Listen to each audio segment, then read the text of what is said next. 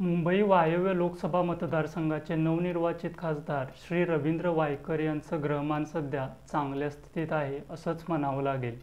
कारण गेल्या काही महिन्यांपूर्वी रवींद्र वायकर यांच्या मागे मुंबई पोलिसांची आर्थिक गुन्हे शाखा असो किंवा ईडी असो या तपास यंत्रणांचा ससेमिरा रवींद्र वायकर यांच्या मागे लागला होता.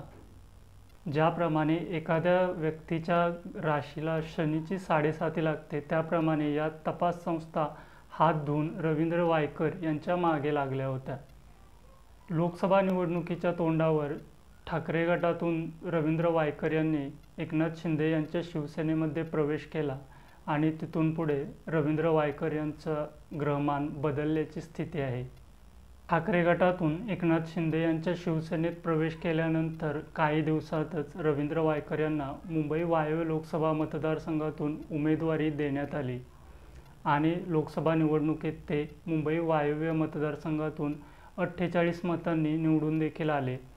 रवींद्र वायकर यांनी शिवसेना ठाकरे गटाचे उमेदवार अमोल कीर्तीकर यांचा केवळ 48 मतांनी पराभव केला आणि रवींद्र वायकर हे पूर्वी आमदार होते आणि ते नंतर खासदार झाले. काही दिवसांपूर्वी मुंबई पोलिसांच्या आर्थिक गुन्हे शाखेने रवींद्र वायकर यांना एका भूखंड घोटाळ्यातील प्रकरणामध्ये क्लीन चिट दिली आहे आणि रवींद्र वायकर यांच्यावरील सर्व गुन्हे मागे घेण्यात आले आहेत. आता रवींद्र वायकर कोण आहेत आणि त्यांना मुंबई पोलिसांनी कोणत्या भूखंड घोटाळ्याच्या प्रकरणातून क्लीन चिट दिली आहे हे थोडक्यात पाहू. रवींद्र वायकर हे मूळचे शिवसैनिक. मुंबई महानगरपालिकेमध्ये रवींद्र वायकर हे सलग 3 वेळा नगरसेवक म्हणून निवडून आले होते.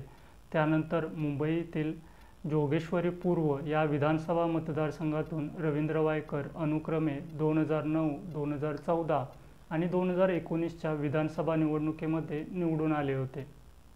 2014 ते 2019 या काळामध्ये रवींद्र वायकर हे महाराष्ट्राच्या मंत्रिमंडळात राज्यमंत्री म्हणून देखील कार्यरत होते.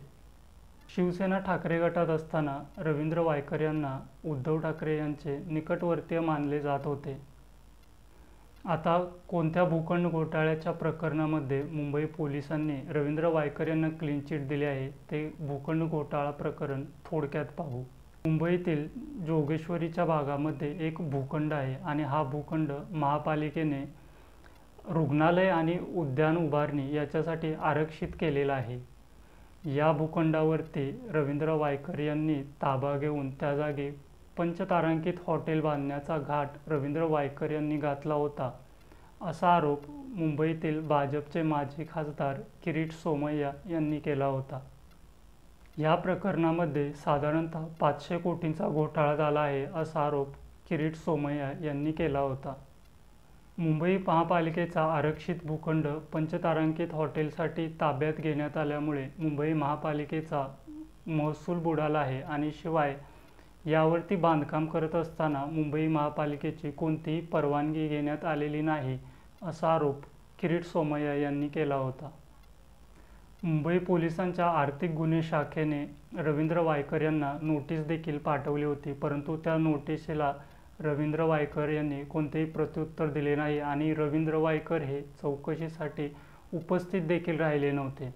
यानंतर काही दिवसातच रवींद्र वायकर यांच्या मालमत्ता आणि रवींद्र वायकर यांच्या घरावरती पोलीस यंत्रणा तसेच ईडी या संस्थेने धाड टाकली होती.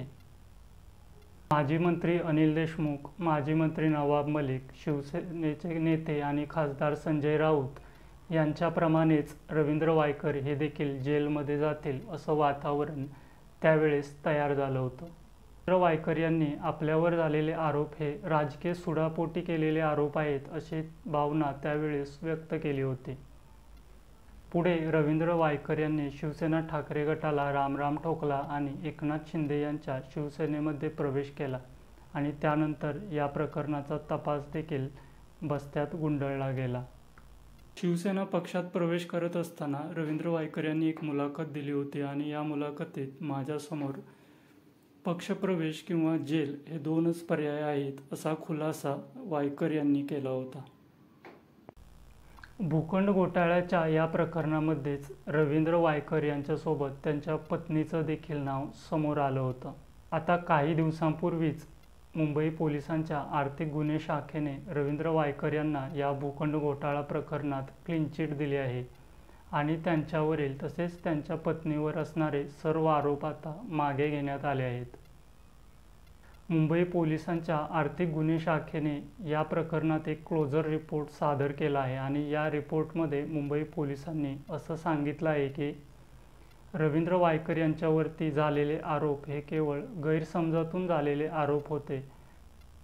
अपूर्ण माहितीच्या आधारे मुंबई महापालिकेने गैरसमजातून रवींद्र वायकर यांच्यावरती आरोप केले होते असा दावा मुंबई पोलिसांनी केला आहे.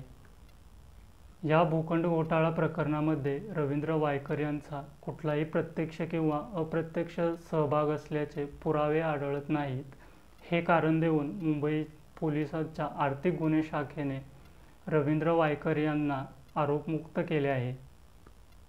मुंबई पोलिसांच्या या निर्णयानंतर सर्वसामान्य जनतेमध्ये मात्र काही प्रश्न निर्माण झाले आहेत.